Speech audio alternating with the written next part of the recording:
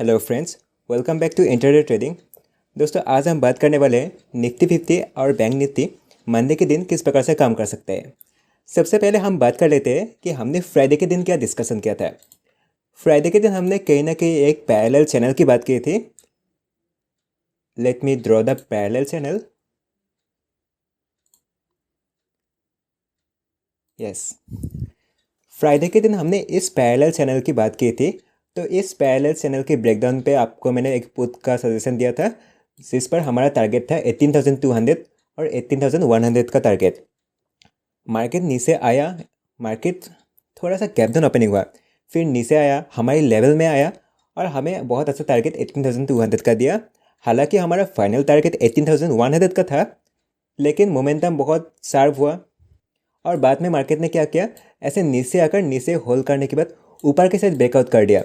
तो यहाँ पर मार्केट रिवर्स हो गया। तो हमारा सेकेंड टारगेट तो अचीव नहीं हुआ, जो कि था 18,100 का, लेकिन मार्केट ने हमें 18,200 का टारगेट दे दिया है, जो भी बहुत अच्छा टारगेट है क्योंकि मार्केट ने बहुत तेज़ी से आया है।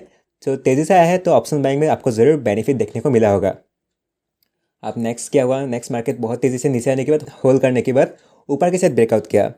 सो ऊपर के साथ जब ब्रेकआउट किया तो यहाँ पर तो और फार्दर पुट का पोजीशन नहीं बनता, यहाँ पर ज़रूर हम बाइंग का ऑप्शन देखते हैं।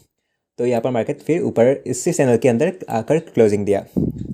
आप चलिए समझते हैं मंडे के सेशन पे हम किस प्रकार से ट्रेड कर सकते हैं। तो सबसे पहले मैं एक बार देख लेता हूँ डे टाइम फ्रेम पे कि हमें डे टाइम फ्रेम पर किस प्रकार का कैंडल स्टिक देखने को मिला है। तो अभी मेरे सामने है निफ्टी 50 का डे टाइम फ्रेम और यहाँ पर आप क्लियरली देख सकते हैं कि मार्केट इतना दिनों से नीचे से बहुत तेज़ी से ऊपर की ओर बढ़ा, फिर एक छोटा सा रिट्रेसमेंट लिया, फिर कंटिन्यू ऊपर के साथ मोमेंटम किया, फिर से एक दो बार रिट्रेसमेंट करने के बाद फिर से मोमेंटम किया है और यहाँ पर मार्केट ने रिसेंटली एक रिट्रेसमेंट लेकर फिर से ऊपर की ओर बढ़ रहा है। अब यहाँ पर क्या प्रोबेबिलिटी हो सकता है, अब देखिए, अब मार्केट ने एक नीचे बहुत अच्छा लो लगा दिया है, नीचे 18,200 का सपोर्ट बना रखा है। तो 18,200 के जितना करीब मिले हम बुलिश मार्केट में बाइंग का अपॉर्चुनिटी देखेंगे। सो जब तक मार्केट 18,200 के ऊपर सस्टेन करते रहेगा हम बाइंग का अपॉर्चुनिटी देखेंगे और यहाँ पर एक बहुत अच्छा और एक ग्रीन कैंडल फॉर्मेशन हो सकता है जो कि हमें यहाँ तक लेके आएगा और ये पॉइंट कहीं ना कहीं 18,450 के आसपास आता है। तो मार्केट को अगला रेजिस्टेंस कहाँ पर मिलेगा, 18,450 के आसपास मिलेगा। तो अभी मार्केट कहाँ पर है, अभी मार्केट 18,300 के आसपास है। तो अगर मार्केट फ्लैट ओपनिंग होता है, ज़्यादा बड़ा गैप अप ओपनिंग नहीं होता है, तो हमें 18,450 का टारगेट देखने को मिल सकता है मंडे के सेशन के लिए।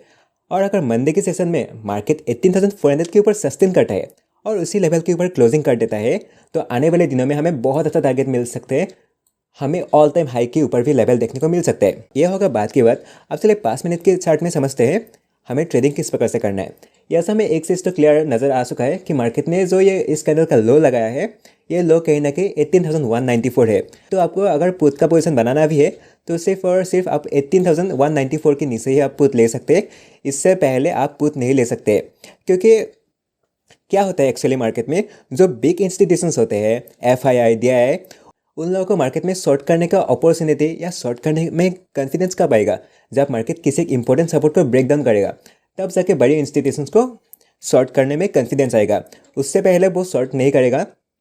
किस लिए, क्योंकि मार्केट बहुत ज़्यादा बुलिश है और अगर यहाँ पर उन लोगों ने शॉर्ट का कोशिश करेगा तो मार्केट उनका स्टॉप लॉस कर फिर से ऊपर की ओर बढ़ेगा। तो जब तक मार्केट बहुत ज़्यादा स्ट्रॉन्ग है, स्ट्रॉन्ग इंपॉर्टेंट सपोर्ट लेवल के ऊपर सस्टेन कर रहे हैं, तो तब तक हमें सेलिंग के बारे में नहीं सोचना है, हमें बाइंग का अपॉर्चुनिटी देखना है। तो जब बड़ी इंस्टीट्यूशंस को सेलिंग में कॉन्फिडेंस आएगा तब जाके हम सेलिंग का अपॉर्चुनिटी देखेंगे, इससे पहले हम सेलिंग का अपॉर्चुनिटी नहीं ढूंढेंगे। अब चलिए 5 मिनट के टाइम फ्रेम में समझते हैं कि हमें ट्रेडिंग किस प्रकार से करना है। तो अभी मेरे सामने है निफ्टी 50 का 5 मिनट का चार्ट। तो हमने डे टाइम फ्रेम पर तो एक चीज़ क्लियर कर दिया कि मार्केट यहाँ पर और एक ग्रीन कैंडल बना सकते हैं जो कि हमें 18,400 का टारगेट दे सकता है इंट्राडे में मंडे की सेशन के लिए। तो हम मंडे के लिए किस प्रकार से ट्रेड कर सकते हैं। तो देखिए, मार्केट ने यहाँ पर एक रेजिस्टेंस लाइन बनाया है कहीं ना कहीं 18,350 के आसपास।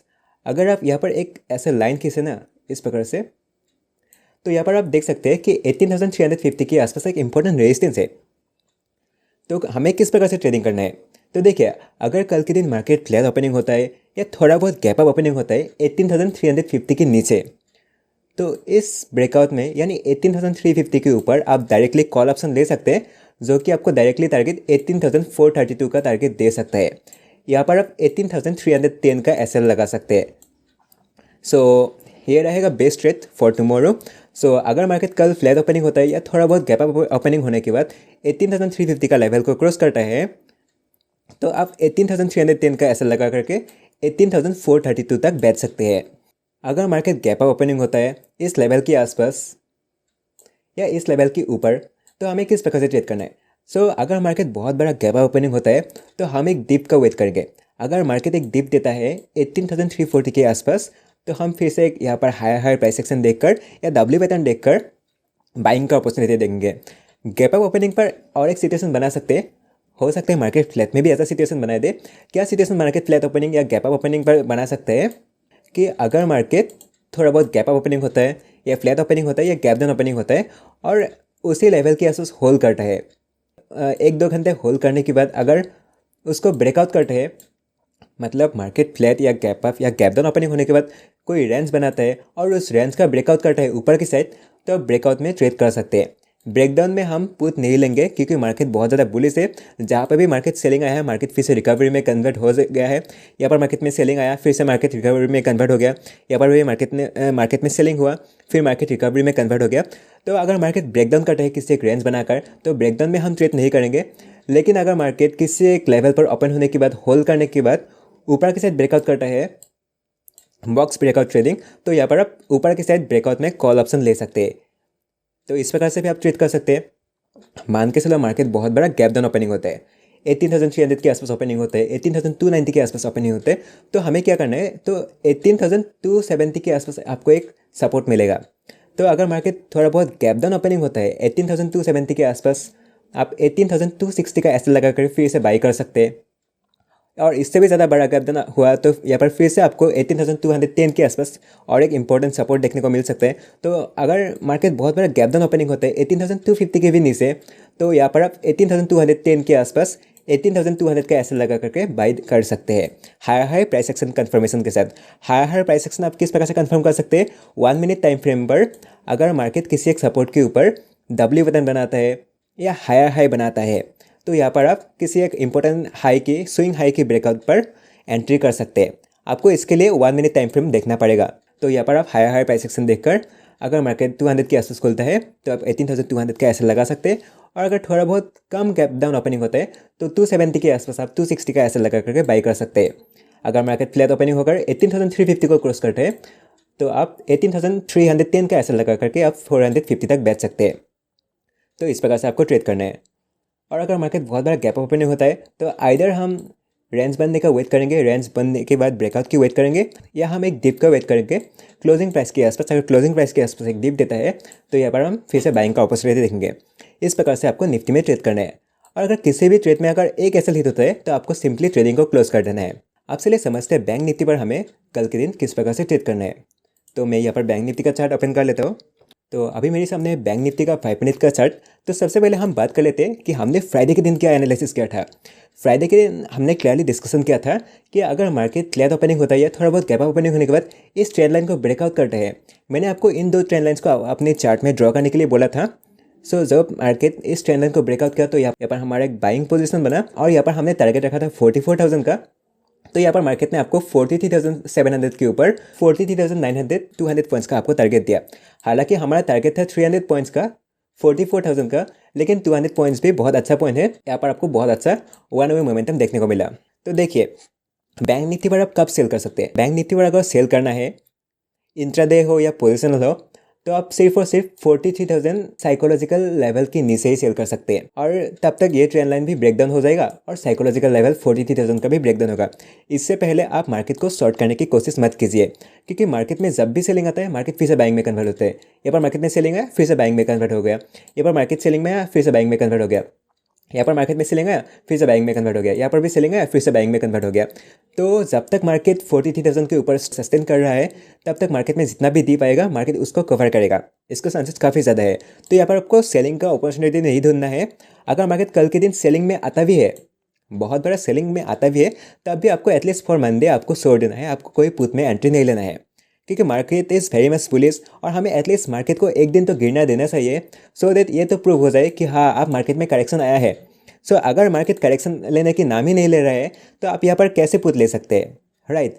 सो हमें सिर्फ और सिर्फ 43,000 के नीचे ही पुट के बारे में सोचना है, इससे पहले आप पुट के बारे में मत सोचिए। तो आप समझते हैं बैंक निफ्टी पर हम मंडे के दिन किस प्रकार से ट्रेड कर सकते हैं। तो बैंक निफ्टी पर हमने जो फ्राइडे वाले दिन ये जो ट्रेंड लाइन ड्रॉ किया था, इसके ऊपर आप आने वाले 1-2 दिन भी काम कर सकते हैं, मंडे के सेशन पे भी काम कर सकते हैं। किस प्रकार से आप इस ट्रेंड लाइन को कंटिन्यू कर सकते हैं। अगर मार्केट फ्लैट ओपनिंग होता है या थोड़ा बहुत गैप अप ओपनिंग होने के बाद एक दीप देता है इस ट्रेंड लाइन के आसपास, और इस ट्रेंड लाइन के ऊपर अगर हाई प्राइस एक्शन बनाता है, डब्ल्यू पैटर्न बनाता है, तो यहाँ पर आप बाई कर सकते हैं। आपको डायरेक्टली 44,050 का टारगेट देखने को मिल सकता है। ये रहेगा बेस्ट ट्रेड। अगर मार्केट फ्लैट ओपनिंग होकर डायरेक्टली 43,900 को क्रॉस करते हैं तो भी आप 43,860 का एसएल लगा करके 44,050 तक बेच सकते हैं। 44,050 के ऊपर मैं टारगेट नहीं देख रहा हो, क्योंकि जब मार्केट किसी एक इंपॉर्टेंट साइकोलॉजिकल लेवल को क्रॉस करेगा फॉर द फर्स्ट टाइम, तो यहाँ पर काफ़ी ज़्यादा फ्रेश बाइंग पोजिशन होते हैं। काफ़ी लोग फ्रेश इन्वेस्टमेंट करते हैं, काफ़ी लोग फ्रेश कॉल ऑप्शन बाई करता है, तो यहाँ पर बहुत सारा फ्रेश इन्वेस्टमेंट होता है, बाइंग होता है। तो यहाँ पर बायर्स का स्टॉप लॉस हंटिंग होने का चांसेस बहुत ज़्यादा रहता है। तो यहाँ पर हमें वोलेटाइल मोमेंटम देखने को मिल सकता है। हो सकता है मार्केट बायर्स का स्टॉप लॉस खा सकता है, तो यहाँ पर मार्केट एक नीचे करेक्शन भी दे सकता है छोटा मोटा। तो यहाँ पर ट्रेड करना काफ़ी ज़्यादा रिस्की होगा, इसीलिए हम ज़्यादा टारगेट नहीं देख रहे हैं। सो अगर मार्केट फ्लैट ओपनिंग होकर 43,900 को क्रॉस करता है, 43,860 का एसएल लगा करके 44,050 का ही मैक्सिमम टारगेट रख सकते हैं। अगर वही मार्केट फ्लैट ओपनिंग होकर एक दीप देता है इस ट्रेंड लाइन के आसपास, तब भी आप ट्रेंड लाइन के नीचे स्विंग लो को एसएल लगा करके या मैक्सिमम 50 पॉइंट्स का एसएल लगा करके 44,050 तक बेच सकते हैं।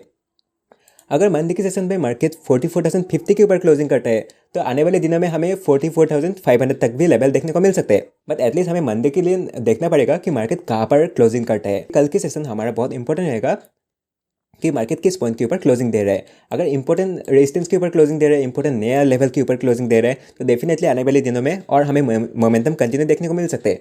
लेकिन ये एक ऐसा भी लेवल है जहाँ पर प्रॉफिट बुकिंग होने का चांसेस काफ़ी ज़्यादा है। अगर मार्केट में प्रॉफिट बुकिंग होना है, यहाँ पर सेलिंग आना है, तो यहाँ पर हमें बहुत अच्छा शार्प सेलिंग भी देखने को मिल सकता है। लेकिन हम सेलिंग में पार्टिसिपेट नहीं करेंगे एटलीस्ट फॉर मंडे। हम मंडे के लिए एकदम से पुट बाइंग नहीं करेंगे। सो इस प्रकार से आपको बैंक निफ्टी में ट्रेड करना है।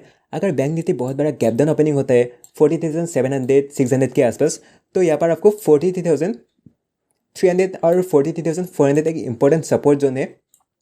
सो अगर मार्केट बहुत बड़ा गैप डाउन ओपनिंग होता है 43,500 के आसपास, तो आप 43,300 तक एक थोड़ा सा रुक कर यहाँ पर अगर मार्केट थोड़ा बहुत होल्ड करने लगते हैं, फिर ऊपर के साथ अगर लेवल ब्रेकआउट करते हैं, तब जाके आप कॉल ऑप्शन बाई कर सकते हैं। अगर किसी एक रेंज के अंदर होल्ड करने के बाद नीचे के साथ ब्रेकडाउन करते हैं, सो एटलीस्ट फॉर मंडे हम अवॉइड करेंगे। हम मंडे के लिए पुट को 100% अवॉइड करेंगे किसी भी कंडीशन पे। अगर मार्केट को 1000 पॉइंट्स गिरना भी है तो भी हम छोड़ देंगे, हम ट्यूसडे को देख लेंगे, लेकिन for Monday will not participate in any put option. अब इसका यह मतलब नहीं है कि हमें 100% कॉल लेना ही है। अगर कॉल का सेटअप बनता है तब जाके हम कॉल का पोजीशन लेंगे। सो इस प्रकार से आपको बैंक निफ्टी में ट्रेड करना है। अगर बैंक निफ्टी बहुत बड़ा गैप अप ओपनिंग होता है 44,000 के ऊपर, तब तो फिर 100% हम ट्रेडिंग को अवॉइड करेंगे, क्योंकि मैंने आपको फ्लैट में भी समझा दिया है कि 44,000 एक नया साइकोलॉजिकल लेवल है। तो इसके ऊपर काफ़ी ज़्यादा फ्रेश पोजीशन बनेगा, काफ़ी लोग बाइंग करेगा, इन्वेस्टमेंट करेगा। यहाँ पर बाइंगर्स का स्टॉप लॉस हंटिंग होने का चांसेस बहुत ज़्यादा हो जाएगा।